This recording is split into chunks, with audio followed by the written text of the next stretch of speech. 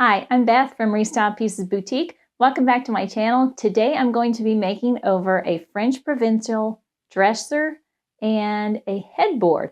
And the headboard's really cool and unique, and the dresser's in pretty good shape. It's just brown and it needs a refresh. So if you want to watch this makeover, stay tuned.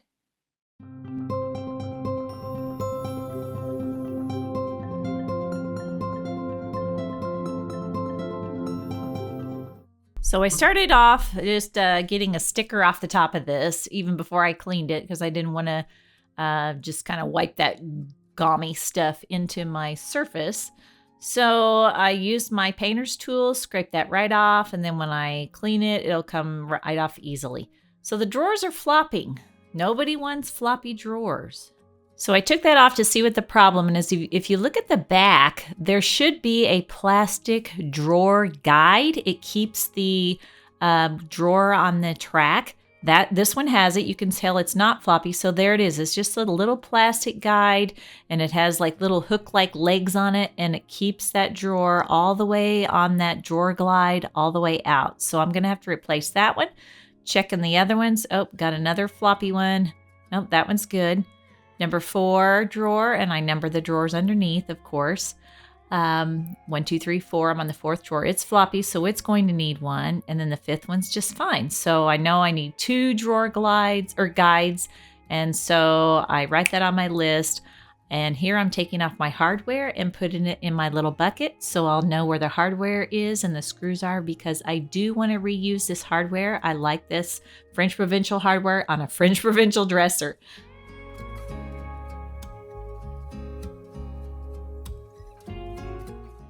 So now I'm using a thick card to go over the tops of each of the drawers. So I'm just putting this in the drawers to make sure that there's enough room so when I paint that top lip of the drawer, it's not going to stick. And if it's already not, this card is already not sliding well, then I know if I put more paint on top of that, scuff sand it and put more paint on top of that little lip, it's going to stick.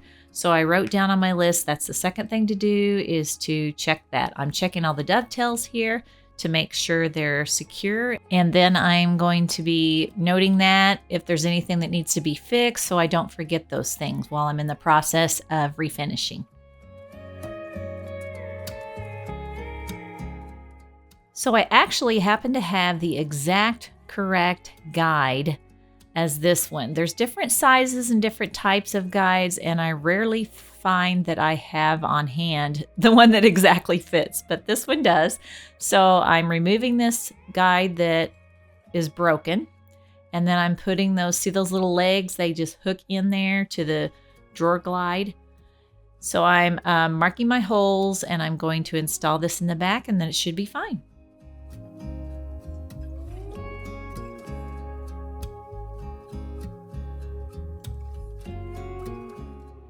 Now here, I'm not drilling all the way through. I'm not drilling a hole all the way through the back of my drawer. I'm just going a little bit through and setting a little hole so that my screw will go in easier. That's called a pilot hole.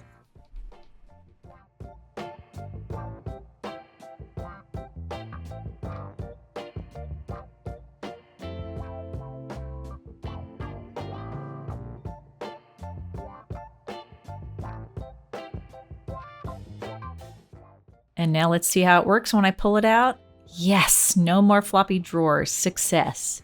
I love it when a plan comes together.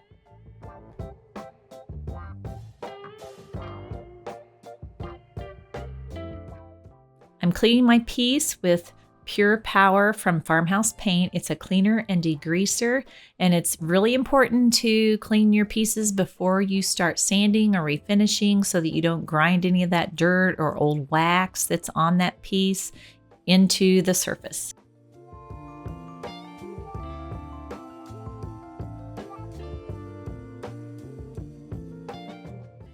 And now I'm taking all the drawers out and just vacuuming any dust or dirt, and then I'm also going to clean inside those areas.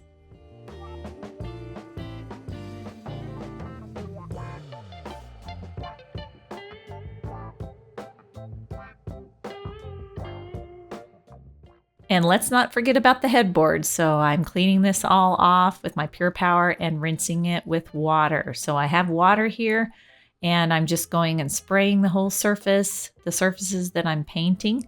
And then that will get any residue off of the cleaner that needs to be taken off.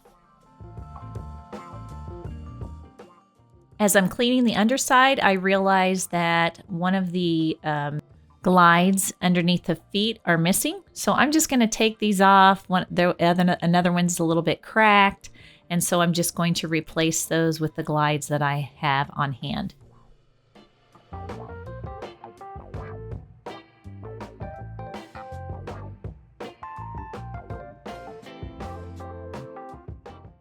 So now I'm using my Surf Prep 3x5 electric gray sander with a mushy squishy pad, I call it.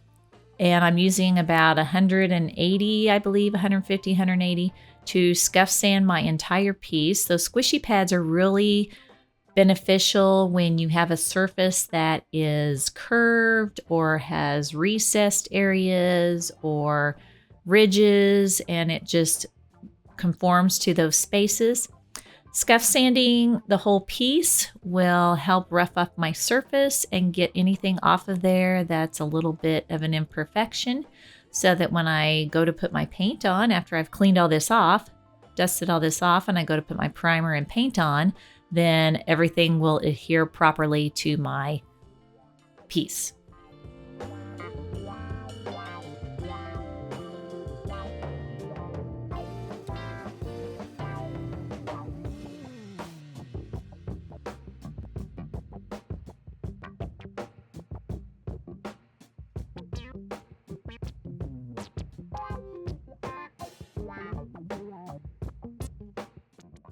It's really important to get all the dust that you create when you scuff sand off of your piece. And now I'm just scuff sanding the top of each of those lips of the drawers. Remember when I put that card in there? I'm just checking to make sure the card goes in there smoothly. So I've had to use my 80 grit and 120 grit and just get some of that wood sanded down a little bit so I have plenty of room to paint there.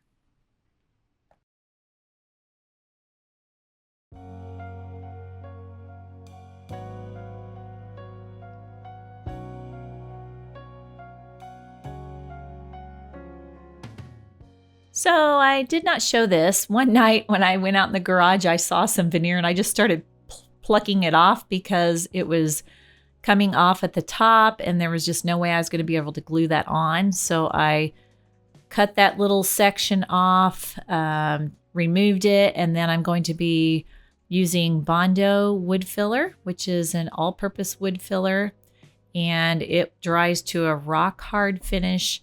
I can sand that smooth, and then you'll never know that missing veneer was there. Then I can prime over it and have a nice surface to paint on.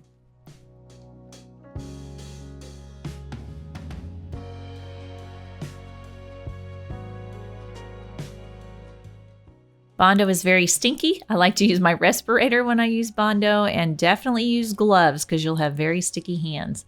It is two parts. It is the blobby part that you see there, and then it has a hardener. You just want to put a little bit of that in there. If you put too much, it sets up way quickly. It does set up quickly anyway.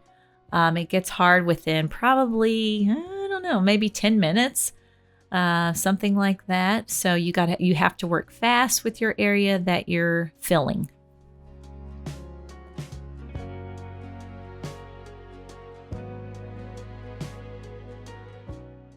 And you can see toward the end, it starts to set up on me. When you see that rough surface going on right there, yeah, that's because it's drying. So it's not a problem though. I'll be able to sand all that off. And I just use my little scraper to scrape off some parts that I kind of overshot the part that I needed to fill. I'm also filling these little buttons on the edges of the headboard because there were wood little buttons that stuck out and I didn't like them. So once it hardens, I'm sanding it off smooth. So let's check that out.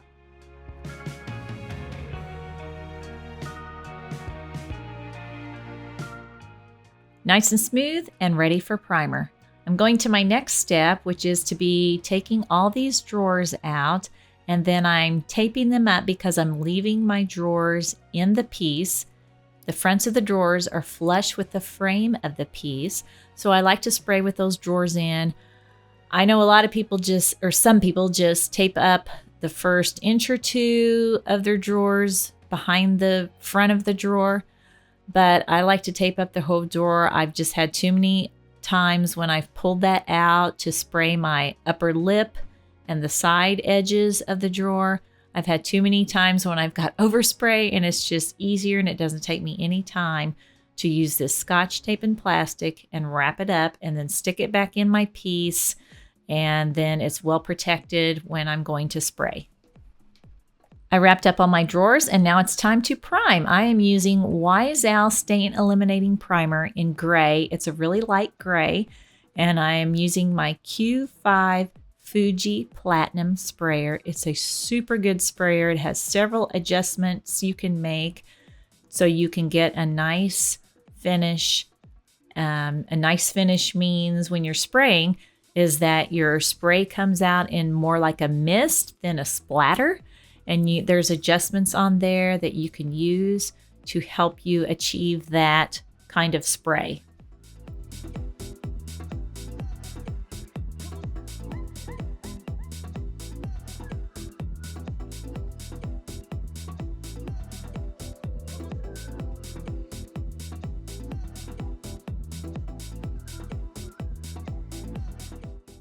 So I'm wheeling that out, and I'm putting my headboard back in. What you didn't see is I had already painted the back of the headboard.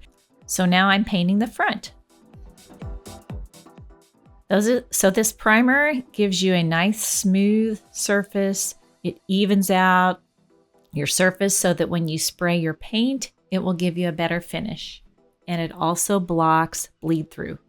And the color I'm using for this dresser and headboard is Fauna by Restyled. It's a 1 hour enamel. It dries in 1 hour, and you can repaint more quickly than if you have a paint that dries in a greater amount of time. So I really love this paint. It's so durable. It goes on so smoothly and so nicely. It provides the most beautiful finish with a beautiful satin sheen. I also use filters. So once I mix my paint up, I do add a little bit of water sometimes just because I want it to be a certain consistency to go through my sprayer. So I want it to come out in a mist, and I want to make sure I add a little water to just thin it out just a tad. And then I use a filter to make sure if there's any blobs in the paint or anything, I can filter that out. So here I am spraying the Fauna. It is a light mushroom beigey color with a little bit of blush undertones. It's a gorgeous color.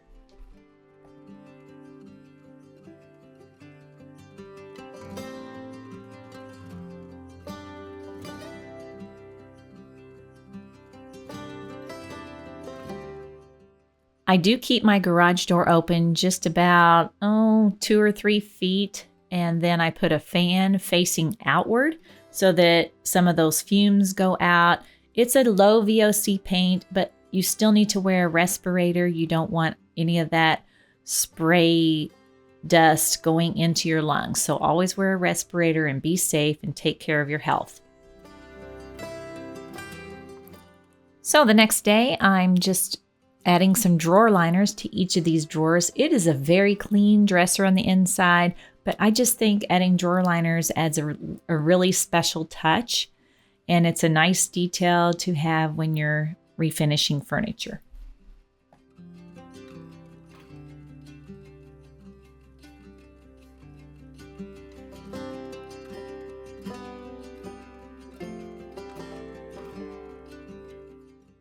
I use peel and stick wallpaper to do this. I've measured, as you can see. Some peel and stick wallpapers are better than others. Some of them are kind of thin. Some of them are really thick. Sometimes they're too thick. You just have to try and figure out by trial and error which ones you really like and which patterns you really like. And even if it's thin, it's still going to provide a layer of protection. And I just feel like it's a really nice special touch.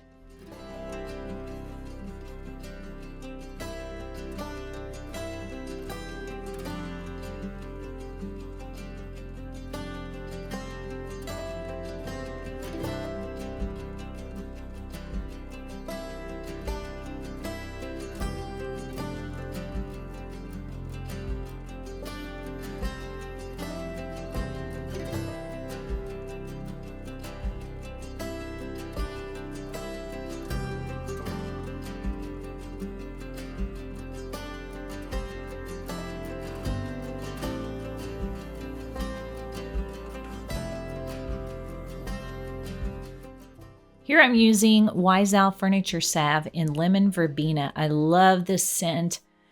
And as you can see, I use a lot of it because I bought a quart. So I just like to rub that on the runners of the piece and then go through and refresh and moisturize that wood. You can see the difference here. The difference in the moisture, the wood, and the protection. It just protects and moisturizes. Now, in some pieces, it is super dramatic. This piece was in really good shape as far as the drawer, the wood on the drawers, so it doesn't look as dramatic, but it helps those drawers to slide well. It gives it a fresh scent. It just moisturizes and conditions the wood.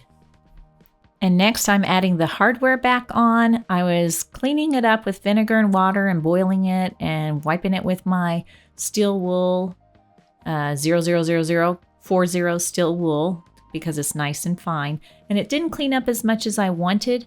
So I did spray paint it with Rust-Oleum Metallic Gold. And it just has made a beautiful finish. And that's a really durable paint if you need to spray your hardware. Products are listed below and everything I use. So if you want to see what I used, it's down below. So let's take a look now at what I had before. Brown, boring, outdated, and what I have now. It turned out so beautifully. I love this color. I love the hardware. Just a classic look.